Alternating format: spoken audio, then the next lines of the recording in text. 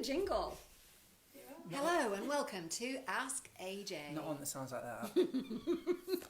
We're celebrating today. Phil's told me I can't shake it up.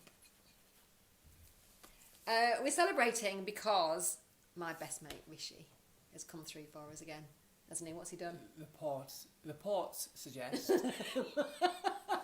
According to the Times, which is pretty much the Bible.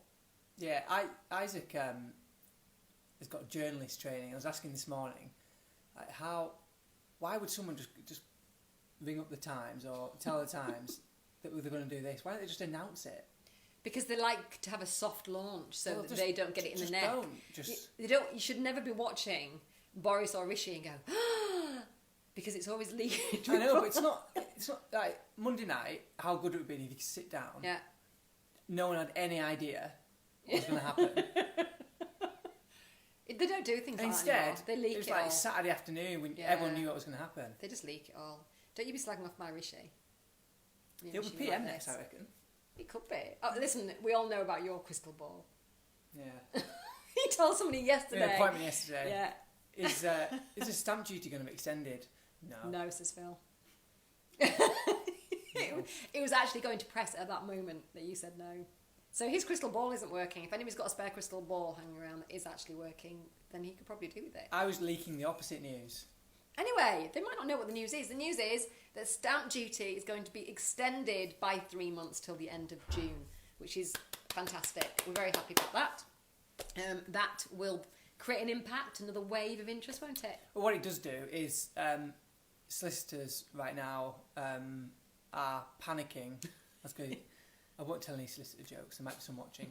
Are panicking because they've got a heck of a lot of deals to get over the line in 5 weeks. I mean, we've on our own probably got 25 that they're trying to get through before the end of the deadline. So there must be hundreds to get through, and they probably weren't going to be able to do it.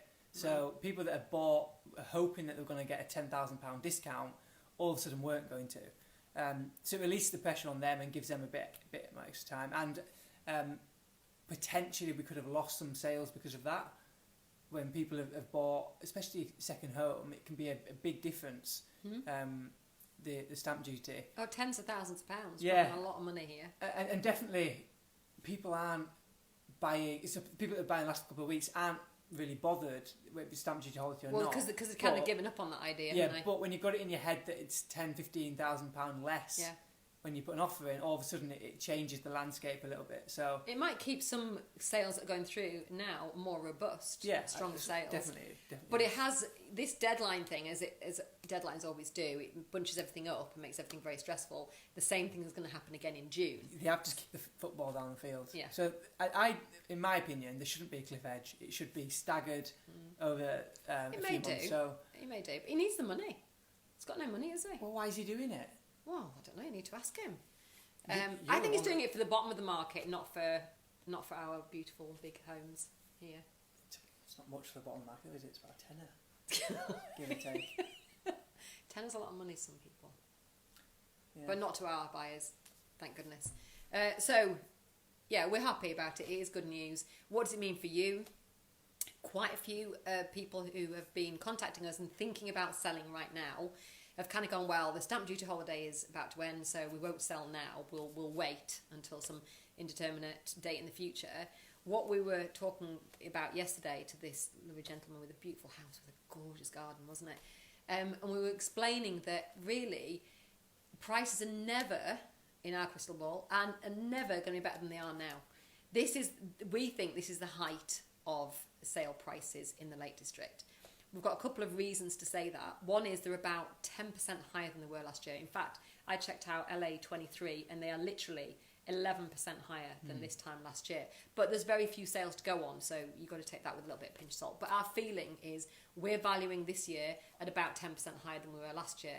Either that is going to go back to where it was, which Phil probably feels it is, or I probably feel that it's going to more stagnate.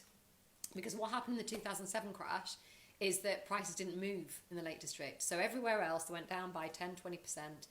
Here they stayed exactly the same. There's just less buyers for them.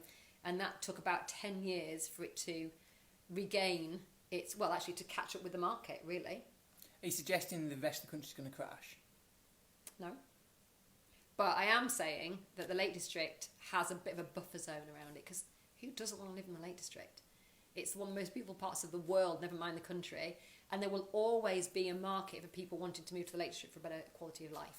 And that's never been more true than the last year and we were even in the paper last week, weren't we? Talking about the life's too short phenomena that is people going, well, we've wanted to buy a house in the Lake District all these years, why don't we just go and do it now? Let's just cash in the pension or cash this in and just go and buy a house in the Lake District and stop waiting around. So for buyers, it's a bit of a precarious time, isn't it? Because they could end up paying a lot of money for a house right now, and there's so little on the market. We have about 50% of the number of houses on the market than normally is on the market this time. So therefore, buyers are going to have to pay more. But at the moment, it seems that they're prepared to, because there's so little houses on the market. It's quite a challenge to advise people at the moment, because it's an amazing time to sell, and if you're downsizing, then you're going to get you're on the right side of it. But it's not a great time to buy unless you are seriously downsizing, because I think they're going to go slightly slip back to what they were last February, which was still a good market, just wasn't what we'd seen. But if they're buying a house for... Sorry, go on. Yeah, no, come on. Well, if they're buying a house of equal value and they're going to stay there, actually, on balance, you'll probably be fine. The danger period is if you're going to buy and then sell quite quickly. And then some people have said to us, well, we'll just move into rented. Yeah, that's a bit of a problem too. We don't have any rental stock here, and Airbnbs are about to explode. We're allowed to book our Airbnbs, have they? Have our holiday let started going a bit mad? They already had gone mad, and yeah. So the thing to do, actually, thinking about this from a buyer point of view, is make sure you've got some inbuilt income, actually, in your second home. If you're going to buy a second home, make sure that you've got a commercial quantity in that as well. Because especially if you're buying a house of us that is not currently a holiday let, or a bang off anybody, and you're turning it into a holiday let, you're actually adding back that value that you may have lost anyway. So I think that, because quite often we'll get 10-15% or even more higher for a house that's got a successful holiday let book than we will for a house that hasn't. In fact, conversely, sometimes a house that doesn't have has never been holiday let, people can't see the potential in at all, and they struggle to see that. So actually they are possibly a little bit undervalued, whereas once you've holiday let it for 3 years, through us of course at Retreats and Hideaways, once you've done that, then actually you've added value back in. So it's a win-win. So you're using the holiday let income to pay for your second home. Perfect. Can be. Well, perfect. It's a right now is a very, very, very strong sellers market. There's a host of buyers that are getting impatient to buy their dream home in the lakes because they're just not out there. No. So that's why you can ask a 10%. I spoke to somebody yesterday who's been pipped at the post twice to £1.6-ish million houses that he's been beat on both times, and he's feeling very frustrated. And there's nothing else, is there? Yet. Yeah. So, what is our advice then, in a nutshell? If you're looking to sell, then it's worth having a conversation at least, because you could potentially, depending on how much your house is worth, have hundreds of thousands of pounds more over the next 3-6 months than you could in a year's time potentially. Yeah, we literally have sold a house very recently for £1 million that genuinely a year ago would have been 900,000. So that is £100,000. That is, to a lot of people and to these sellers, that was a life-changing amount of money. Their children were both in private school, going to pay for private school for them for a few years. So it's a life-changing amount of money, and it's not to be sniffed at, that £100,000. Yeah, I can't remember what I was going to say. Probably wasn't that important. So if you're thinking about selling now is a really good time to sell.